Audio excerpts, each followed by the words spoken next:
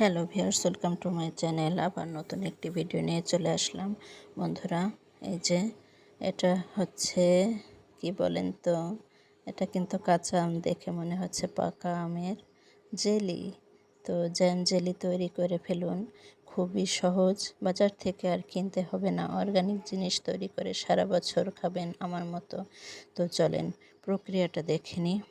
তো কাঁচা আম লাগবে, এই যে অনেক কাঁচা আম, এগুলো আমার মা পাঠিয়েছে।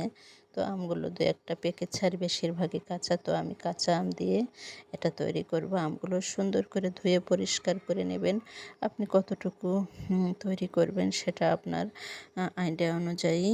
তো আমি এখান থেকে বেছে বেছে কিছু কাঁচা আম নিয়ে নেব, তারপরে পুরো প্রসেসটা আপনাদের দেখাবো।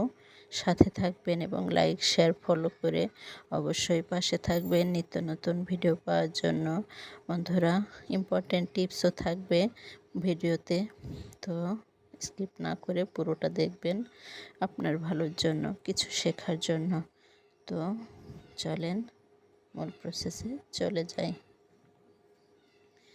এখন প্রচুর আম পাওয়া যায় এবং এবার প্রচুর আম হয়েছে। তো আমি কিছু আম নিয়ে সিদ্ধ করে নিয়েছি। তো এই যে আটিটা ফেলে দেব আর এইভাবে জালি দিয়ে সুন্দর করে সেঁকে নেব। তো এই যে চলে আসলাম মূল প্রসেসে। এটা কিন্তু পানি, আমি আম অনুযায়ী পানিটা দিব। তো এই যে পরিমাণ মতো পানি দিয়ে, একটু লবণ দিয়ে, তেজপাতা, এলাচ, দারচিনি দিয়ে পানিটা ভালো করে ফুটিয়ে নিতে হবে। তারপর এটাতে আপনি চিনি দেবেন যতটুকু মিষ্টি খাবেন। তো আমি কি করেছি জানেন, আমি দিয়েছি সাজবাতাসা। এটা অনেকেই চেনে না, তো যাই হোক, মেলায় পাওয়া যায়, আমার ঘরে ছিল অনেক দিন ধরে, তো কেউ খায় না, ভাবলাম এবার কাজে লাগিয়ে দিই। তো এই যে কাজে লাগিয়ে দিচ্ছে। এটা গলতে একটু সময় লাগে, তো অবশ্যই চুলার আঁচটা লো আঁচে রেখে আস্তে আস্তে নাড়াচাড়া দিয়ে শিরাটা বানাতে হবে।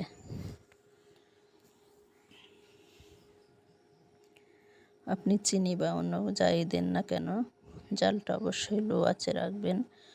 তো এই যে অনেকটা গলে গিয়েছে, সুন্দর হয়েছে।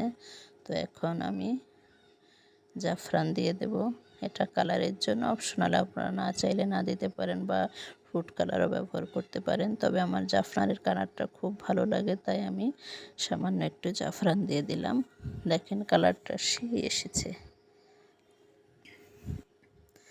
তো সুন্দর করে নেড়ে শিরাটার সাথে মিশিয়ে নেব।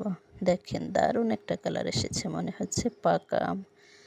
তো এ পর্যায়ে দিয়ে দেবো ভিনেগার, যা না দিলেই নয়। আমাদের এই জ্যাম জেলিটা সারা বছর সংরক্ষিত থাকবে, ভালো থাকবে, নষ্ট হবে না। তো এইবার সেঁকে রাখা এই যে আমের জেলিটা দিয়ে দেব। আস্তে আস্তে নাড়তে থাকবো, অল্প অল্প করে দিবেন আর আস্তে আস্তে নাড়তে থাকবেন এবং জালটা অবশ্যই লো আঁচে রাখবেন। বন্ধুরা, ভালো জিনিস তৈরি করতে গেলে একটু সময় লাগে। তো এই যে দেখেন হয়ে গেছে আমার পারফেক্ট জ্যাম জেলি।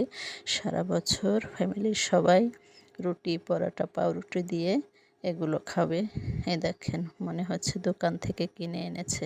আর অবশ্যই কাচের জারে সংরক্ষণ করার চেষ্টা করবেন, যেহেতু সারা বছর সংরক্ষণ করতে হবে, অবশ্যই কাচের জারে সংরক্ষণ করবেন। তো সবাই খুব ভালো থাকবেন।